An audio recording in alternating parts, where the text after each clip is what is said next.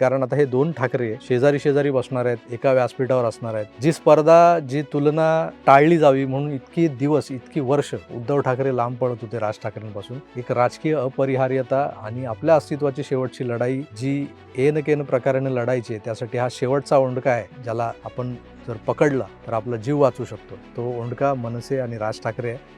कळाल्यामुळे आज ते या स्पर्धेला सामोरे जात आहेत. ही स्पर्धा आहे की आता थेट तुलना होणार आहे राज ठाकरे आणि उद्धव ठाकरे यांची एकाच व्यासपीठावर. अभी मजा आएगा ना भिड़ो.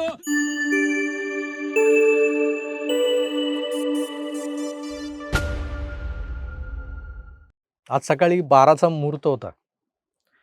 शिवसेना आणि महाराष्ट्र नवनिर्माण सेना या दोन कधी काळी हिंदुत्ववादी असलेल्या सेनांचं पुन्हा एकदा मनोमिलन होण्याची जी काही घटिका ठरवली गेली होती ती आज दुपारी 12 वाजता. आणि याची घोषणा केली होती कुडमुडे ज्योतिषी संजय राऊत यांनी. तर संजय राऊतांनी काढलेला मुहूर्त दुपारी 12 वाजताचा तसा टळला.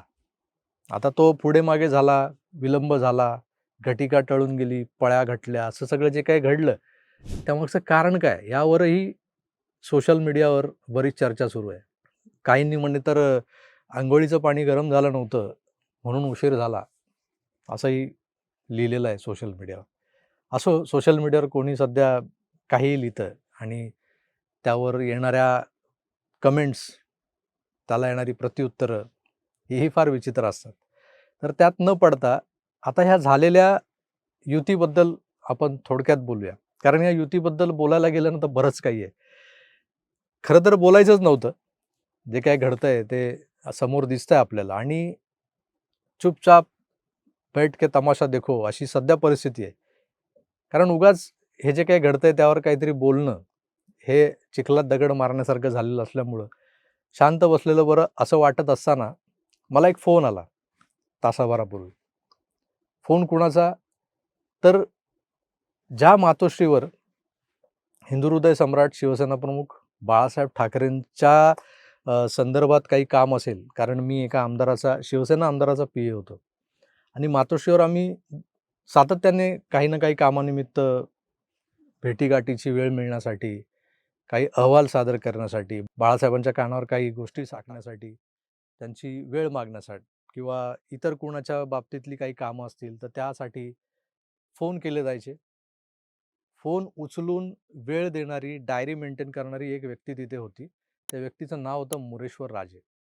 आता माझ्या अनेक विवेचनांमधून मागच्या तुम्ही या राजेंचं नाव ऐकलं असेल. आज बिचारे वयोवृद्ध आहेत, थकलेत. आवाजही असा थोडासा कंपित झालेला आहे. तशा त्या कापत्या आवाजात त्यांचा मला फोन आला, की "पाहिलत का? दोन्ही भाऊ एकत्र आले." बरं वाटलं. मराठी माणसाच्या म्हणजे सामान्य मराठी माणसाच्या मनात जी भावना आहे ना, ती भावना मोरेश्वर राजेंनी बोलून दाखवली, की हे दोन भाऊ एकत्र आले, बरं झालं, बरं वाटलं. ही भावना आज महाराष्ट्रातल्या जवळपास 70-80% मराठी माणसाच्या मनात कुठेतरी आहे. पण या भावनेवर मात करणारी अजून एक गोष्ट घडलेली आहे, जी मोरेश्वर राजेंनी बोलून दाखवली होती. राजे म्हणाले, की "आले बरं झालं, चांगली गोष्ट झाली. पण बाळासाहेब हयात असताना जर हे दोघे एकत्र आले असते, तर सोन्याहून पिवळं झालं असतं." खरं आहे. बाळासाहेब हयात असताना बाळासाहेबांना त्रास होईल अशाच पद्धतीनं वागत या दोघांनी आपल्या दोन वेगवेगळ्या सेना केल्या होत्या. स्वतंत्र चुली मांडल्या होत्या. आणि या स्वतंत्र चुलीच्या धगीला, शेकोटीला जमा झालेले जे लोक होते, इकडचेही सैनिक, तिकडचेही सैनिक, हे आपसात एकमेकांवर नारळ फेकून मारणं, सोडा वॉटरच्या बाटल्या फेकून मारणं इथपर्यंत यांच्यात जो काही एक प्रकारचा तेढ निर्माण झाली होती. ती आक्रमकता आता उरलेली नाहीये. कारण त्यावेळेला जी काही स्पर्धा होती, जो संघर्ष होता, तो सत्तेसाठी चाललेला संघर्ष होता. शिवसेना एक स्थापित असा पक्ष होता, एस्टॅब्लिश पॉलिटिकल पार्टी. मनसे धडपडत होती, काहीतरी करून दाखवायचं होतं आणि त्यात राजसाहेबांचा जो काही करिश्मा होता, बाळासाहेबांचं एक स्वरूप, एक प्रतिबिंब त्यांच्यामध्ये दिसत होतं. त्यामुळे त्यांच्याकडे आकृष्ट झालेला मराठी तरुण हा एक बाजूला होता. मोठी ताकद होती आणि या ताकदीचा करिश्मा काय तो आपल्याला 2009ला पाहायला मिळाला, 2010ला पाहायला मिळाला. या सगळ्या गोष्टी जर आपण लक्षात घेतल्या, तर हे 2 ठाकरे बंधू बाळासाहेब हयात असताना जर एकत्र आले असते, तर आज महाराष्ट्रात जे काही मराठी माणसाच्या मनात येतंय, की कुठेतरी गुजराती, मारवाडी, जैन समाज आपल्यावर हावी होऊ पाहतोय किंवा काही व्यापारी मंडळी आपल्या डोक्यावर बसलेली आहेत. काही खांद्यावर बसली, त्यांनी कानात काहीतरी गरम पाण्याच्या पिचकाऱ्या सोडतायत. या सगळ्या गोष्टींना आपण टाळू शकलो असतो. झालं असं, की एका बाजूला मराठी माणसाचा पुळका, मराठी अस्मिता आणि त्या मराठी अस्मितेचं धोक्यात आलेलं अस्तित्व या शीर्षकाखाली किंवा या लेबलखाली जो काही सत्ता हाताळण्याचा, सत्ता हडपण्याचा आणि त्यातून मराठी माणसाला लुबाडण्याचा जो काही एक व्यवसाय जोरात चालू होता मागच्या 25 वर्षात, त्या सगळ्या वाहत्या गंगेत हात धुत असताना या लोकांना मराठी माणसांकडे बघण्याची कधी सवडच झाली नाही. फुरसत ही नहीं थी इन लोगों को. अशी एकंदर स्थिती. आज हे दोन्ही भाऊ एकत्र येण्यापूर्वीची जी स्थिती होती तिचा जर नीट अभ्यास केला तर तुमच्या लक्षात येईल, की या दोन्ही भावांमधून विस्तव जात नव्हता. अनेक वेळा सांगून झालेलं आहे, की याने काय केलं, याने काय केलं. म्हणजे दोघांपैकी मी तर म्हणेन, की सगळा जो काही दोष आहे ना, तो एकाच बाजूला आहे. राज ठाकरे बिचारे काही गोष्टींची डिग्निटी, काही गोष्टींची जी काही मर्यादा आहे ती सांभाळत स्वतः पक्षाबाहेर पडले. तेव्हा त्यांनी ठरवलं होतं, की कुठला राजकीय पक्ष काढायचा नाही, कुठल्या राजकीय पक्षात जायचं नाही. स्वतःच्या हिमतीवर जे जमेल ते करायचं. मग ते राजकारणात असो, सिनेमा क्षेत्रात असो, कला क्षेत्रात असो. तो माणूस द्विधा मनस्थितीत होता. अचानक काही लोकांनी जी मी मंडळी त्यांच्या भोवती जमा झाली होती, त्यापैकी अनेकांनी त्यांना भरीस पाडून राजकीय पक्ष उभा करा, स्थापन करा असं सुचवलं. त्यातून महाराष्ट्र नवनिर्माण सेनेचा जन्म झाला आणि मग महाराष्ट्र नवनिर्माण सेना सरतेशेवटी तिथे काही अशी टक्केवारी नव्हती. 20% समाजकारण, 80% राजकारण किंवा 80% समाजकारण, 20% राजकारण. त्याने असं कुठे काही विभाजन केलं नव्हतं. ते सरसकट कामाला लागले. आता कुठल्या कामाला लागले हे मी तुम्हाला सांगत नाही, कारण तुम्हाला माहिती आहे. आमचे प्रेक्षक सुज्ञ आहेत. हे सगळं घडून गेलं. आज बाळासाहेबांना जाऊन 14 वर्ष लोटली. यांना वेगळं होऊन 20 वर्ष जवळपास झालीत. त्या 20 वर्षात प्लस त्या 14 वर्षात कधीच या मंडळींना असं वाटलं नाही, की आपण एकत्र यावं. आपली आडनावं सेम आहेत. म्हणजे एकच आडनाव आहे आपलं ठाकरे. जसं आज पत्रकार परिषदेत उद्धवजी म्हणाले, वेगवेगळं काय सांगायचं? आमचं घरच एकच. जसं आज पत्रकार परिषदेत उद्धव ठाकरे म्हणाले, की आमचं घर हे एकच घर आहे. वेगळं नाही आहे ना. वेगवेगळं काय सांगायचं? मी बोललो काय, राज बोलला काय, एकच गोष्ट. हे तुमचं घर एकच आहे. ते आजवर तुमच्या लक्षात आलेलं नव्हतं का? 20 वर्षात ही गोष्ट तुमच्या कधीच स्मरणात आली नाही, कधीच जाणवली नाही. कारण तेव्हा तुमच्या समोर सत्ता सुंदरीचा नाच सुरू होता, नृत्य सुरू होतं आणि त्या सत्ता सुंदरीच्या अखंड प्रेमात पडलेले तुम्ही लोक त्या सत्ता सुंदरीला लुबाडत होते. त्यावेळेला राज ठाकरे कोणत्या गर्तेत सापडलेत, त्यांचं राजकीय करिअर, त्यांचं राजकीय अस्तित्व, ते काय होतं, कसं होतं त्यावर मी काय बोलू? यांचीच मंडळी बोलत होती, संपलेल्या पक्षाबद्दल काय बोलायचं? अशा या संपलेल्या पक्षासोबत युती करून आता हे एकत्रितपणे महानगरपालिकेच्या निवडणुका लढवत आहेत. तर यासाठी की ही यांची खरोखर अस्तित्वाची शेवटची लढाई आहे. अनेकांनी आडून प्रश्न विचारले पत्रकारांनी, की भाजपवाले असे म्हणतायत, की ही उद्धव ठाकरेंची शेवटची लढाई आहे. उद्धव ठाकरेंनी त्यावर काहीतरी उत्तर दिलंय. नेहमीप्रमाणे महाराष्ट्राची हास्य जत्रासारखा पंच वगैरे मारून. आता त्यांनी एक भयंकर उत्तर दिलं, म्हणजे ज्या प्रश्नाचा काही बोध त्यांना झाला होता की नाही कल्पना नाही मला.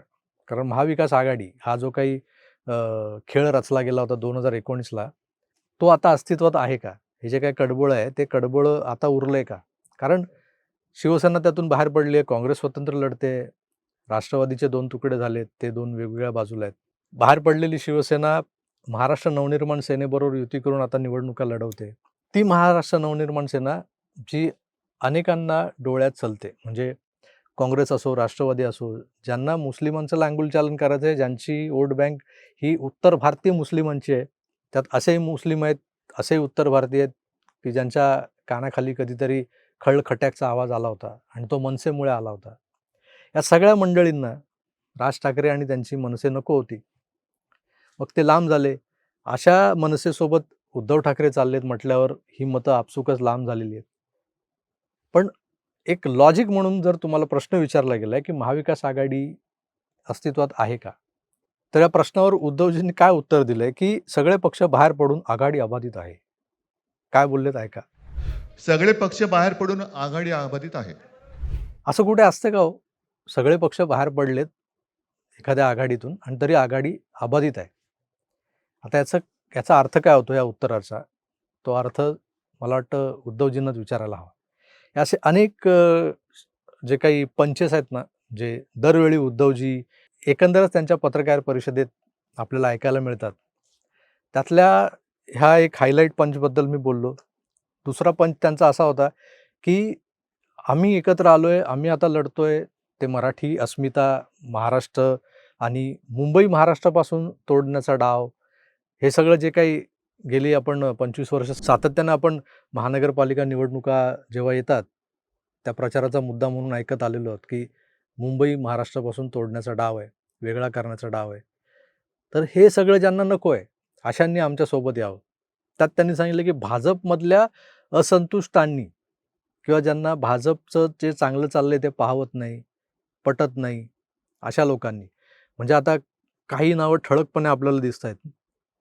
भाजपचे जे नेते, पूर्वाश्रमीचे मंत्री किंवा कुठेतरी अडगळीत फेकले गेलेले काही लोक आहेत, ज्यांचं आज तसं नाव आहे किंवा ते वजनदार आहेत. तर अशा काही मंडळींना एक साथ घालावी, हाक घालावी म्हणून उद्धवजींनी एक नवा पवित्रा अवलंबला होता, की भाजपमधल्या असंतुष्टांनी किंवा ज्यांना भाजपचं चांगले चाललेलं पाहवत नाही, आवडत नाही, त्या लोकांनी आमच्यासोबत यावं. कशासाठी?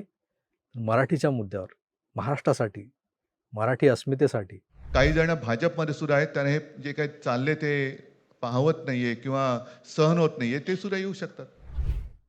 असतील भारतीय जनता पक्षामध्ये असेही लोक, की ज्यांना देवेंद्रजींच्या नेतृत्वाखाली काम करण्यात अडचण येत असेल. पण म्हणून ते भारतीय जनता पक्ष सोडून उद्धवजींच्या या टायटॅनिकमध्ये शिरतील, असं तुम्हाला वाटतं का हो?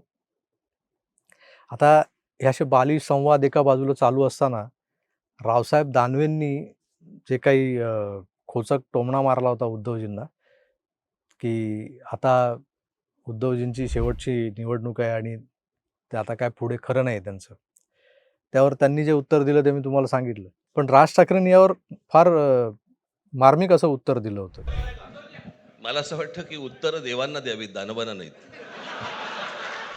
ज्या वेळेला देवाभाऊ काहीतरी टीका करतील, तेव्हा मी उत्तर देईन. रावसाहेब दानवे वगैरे आमच्या गिनतीत येत नाहीत. ही स्टाईल राज ठाकरेंची आहे. ती काही उद्धव ठाकरेंना जमणार नाही.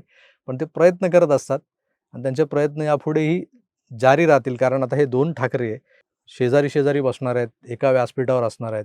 जी स्पर्धा, जी तुलना टाळली जावी म्हणून इतकी दिवस, इतकी वर्ष उद्धव ठाकरे लांब पळत होते राज ठाकरेंपासून.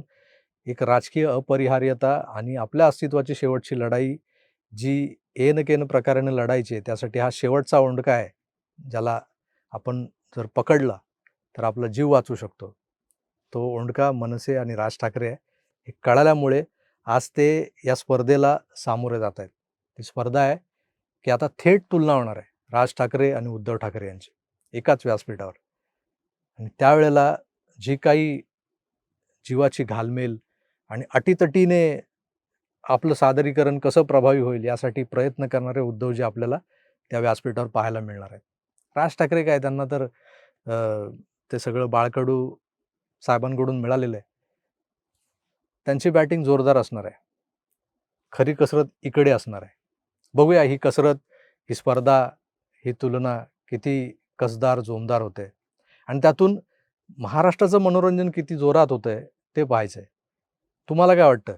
या पुढच्या जवळपास 17-18 दिवसात जी काही रणधुमाळी सुरू होईल निवडणुकांची, मग प्रचारांची, त्यात बहुधा हे 2 ठाकरे एकत्र तुम्हाला दिसणार नाहीत. कारण ही ही थेट लढाई टाळण्याचा प्रयत्न होईल. दोन्ही ठाकरे वेगवेगळ्या सभा घेतील, प्रचार करतील. पण जेव्हा केव्हा एकत्र येतील, तेव्हा खरंच गंमत येणार आहे, नाही का? काय वाटतं तुम्हाला? कमेंट्स करून जरूर कळवा. मी तुर्तास इथेच थांबतो. पुन्हा भेटूच, तोवर आपली काळजी घ्या आणि पाहत राहा आपलं आवडतं YouTube चॅनल आकार डीजी9. धन्यवाद. नमस्कार.